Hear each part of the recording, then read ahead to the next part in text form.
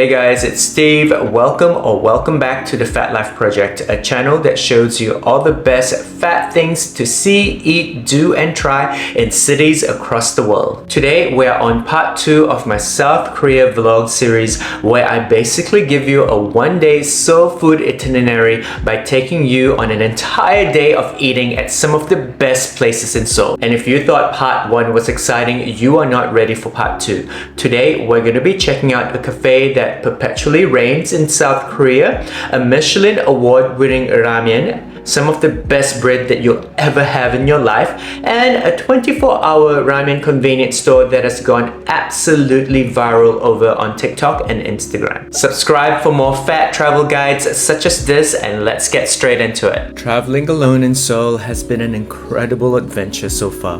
The city's vibrant culture and delicious food have absolutely stolen my heart. We are starting off strong with an introvert's dream today. This unique cafe in Itaewon that perpetually rains all year long unless it gets so cold that it snows.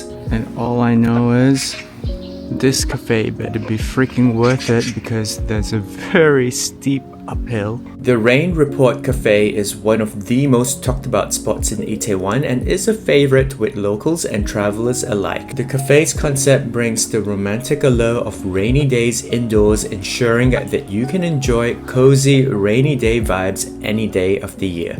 And if you're lucky enough to be here when it's actually snowing outside, well, that's a magical experience that speaks for itself. You will be greeted by rain sounds as you're stepping into the cafe, a dark, moody interiors, and even a fireplace. It is not hard to spot the cake display at this cafe, as it is the only spot in the cafe that is not black and white. It was pretty hard to decide on what to order, as every single cake in here, as you can see, looked absolutely stunning, but I did eventually settle on their mango tiramisu and their Mont Blanc. I also got this drink called the Sunrise, which literally looks like a sun resting upon blue waters. The food wasn't all about the looks either. The mango tiramisu and Mont Blanc were delicious. What I particularly love about Korean pastries in general is that they're never too creamy or too sweet. But no visit to the Rain Report Cafe is complete until you've taken some pictures in the rain, or in my case, as I was there during winter, pictures in the snow. The rain pictures that I saw taken at this place were absolutely stunning, but I have to say the snow might just be better. I mean, come on, just look at this. The only drawback about the Rain Report Cafe though is that it is located at the top of a hill and also quite a bit of a walking distance from the closest station. So be sure to wear comfortable shoes if you plan on visiting this spot.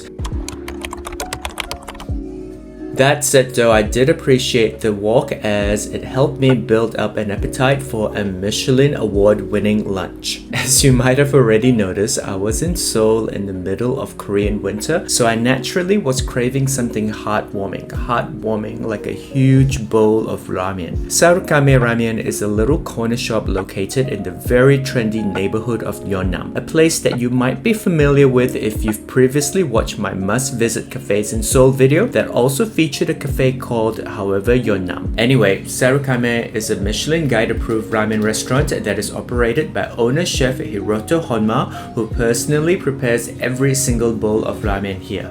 Chef Hiroto is second generation, by the way, as his father opened the Sarukame Ramen store. Due to the size of the shop and the fact that it doesn't accept reservations, expect to queue a little bit if you do decide to dine here.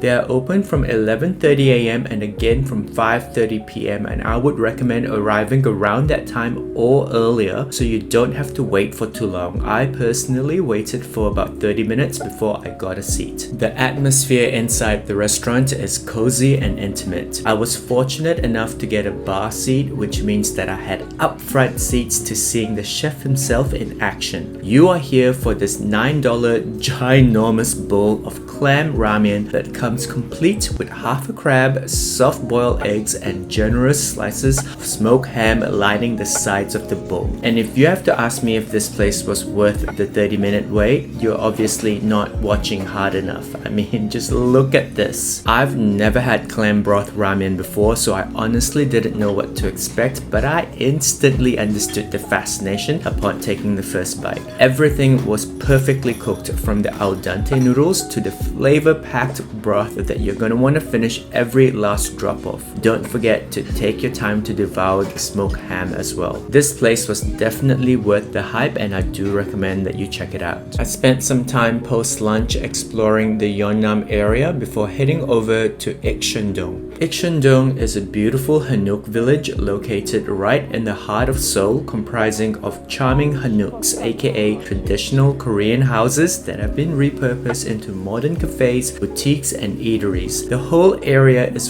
full of fantastic food places, but today we are headed to arguably the most famous one of them all.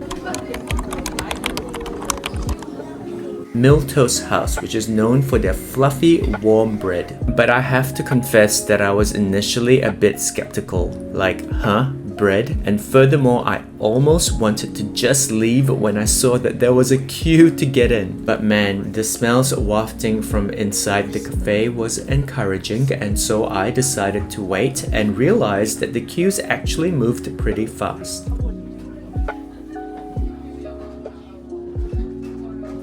The bread is their bestseller, and it actually comes in 4 variations. I ended up going with the plain and the one filled with sweet potato. The bread is wrapped inside a cloth and placed in a bamboo container before it is steamed so that the bread can be served to you piping hot. And man, it smells amazing. Highly recommend you eat it with the butter they provide, which I am sure has been mixed with some honey. So you get a piece of bread that is sweet, salty, and creamy all at the same time.